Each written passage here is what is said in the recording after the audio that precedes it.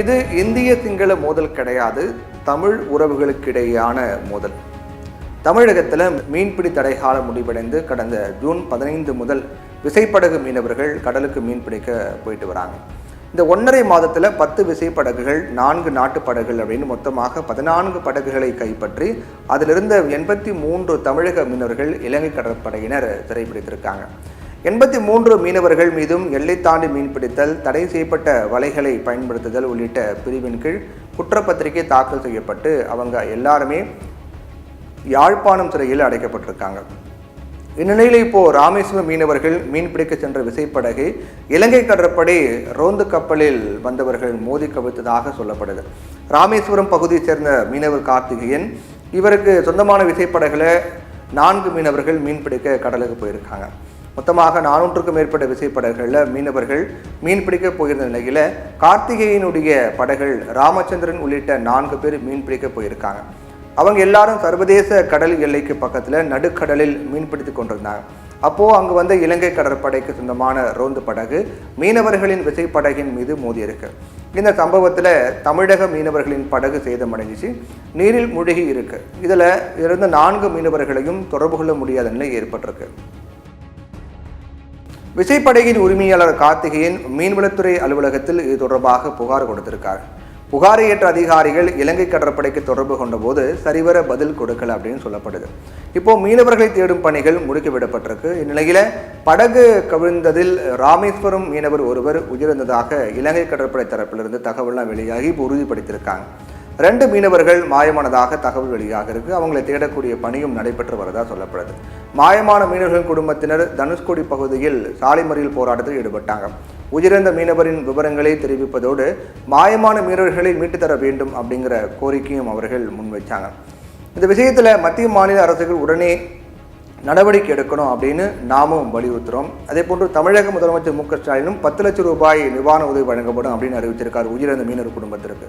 தமிழக மீனவர்கள் சிறைப்பிடிக்கப்படுவதும் தாக்கப்படுவதும் அடிக்கடி நடைபெறக்கூடிய சம்பவம் போல தமிழக முதலமைச்சர் மத்திய அரசுக்கு கடிதம் எழுதுவதும் வாடிக்கையாக நடந்து வருது. இது குறை சொல்ல முடியாது. இந்த விஷயத்தில் மத்திய அரசு தான் செயல்பட முடியும் அப்படிங்கிறதால் முதலமைச்சரும் உடனடியாக மத்திய அரசுக்கு கடிதம் எழுதுகிறார். ஆனால் பிரச்சனையின் சாரத்தை புரிந்து கொள்ள வேண்டிய அவசியம் நமக்கு இருக்கிறது.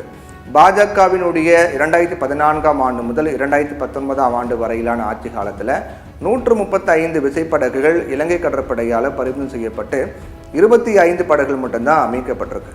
மற்றவை இலங்கையிலேயே பயனற்று போய் கிடக்கு. அதே போல் 2019 முதல் இப்போ வரைக்கும் 15 நாட்டு படகுகள் உள்ளிட்ட 151 படகுகளை இலங்கை கடற்படையினர் பறிமுதல் பண்ணியிருக்காங்க. ஆனால் அவற்றை மீட்பதற்கான நடவடிக்கை எதுவும் மத்திய அரசு எடுக்கலை. இலங்கை அரசும் பறிமுதல் செய்யப்படும் படகுகளை நாட்டுடைமையாக்கி வராங்கிற குற்றச்சாட்டை மீனவர்கள்லாம் முன்வைக்கிறாங்க வேதனையோட. முந்தைய காங்கிரஸ் அரசிலும் இதே நிலை தான். அப்போது மீனவர்களும் கொல்லப்பட்டாங்க அப்படிங்கிறாங்க மீனவர்கள் தரப்பில். அதே நேரத்தில் இலங்கையில் இருக்கக்கூடிய நம்முடைய தமிழ் உறவுகளான மீனவர்களும் கூட சில குற்றச்சாட்டுகளை முன்வைக்கிறாங்க. இலங்கையின் வடக்கு மாகாணத்தில் இருக்கக்கூடிய மன்னார், யாழ்ப்பாணம், முல்லைத்தீவு, கிளிநொச்சி ஆகிய 4 மாவட்டங்களின் கடல் பரப்பில் இந்திய மீனவர்களின் அத்துமீறி தடை செய்யப்பட்ட இரட்டை மடி வலையை பயன்படுத்தி சிறிய மீன்களை அள்ளி செல்வதால் கடல் வளங்கள் முழுவதுமாக அழிகிறது அப்படின்னு அவங்க குற்றச்சாட்டு. மேலும் இலங்கை மீனவர்கள் மீன்பிடிப்பதற்காக விரித்து வைத்திருக்கக்கூடிய வலைகளையும் அறுத்துட்டு போகிறாங்க. இது ஏற்கனவே பொருளாதார நெருக்கடிகளை சிக்கி தவிக்கும் மீனவர்களுக்கு மேலும் நெருக்கடி ஏற்படுத்தும் அப்படிங்கிறாங்க அவங்க.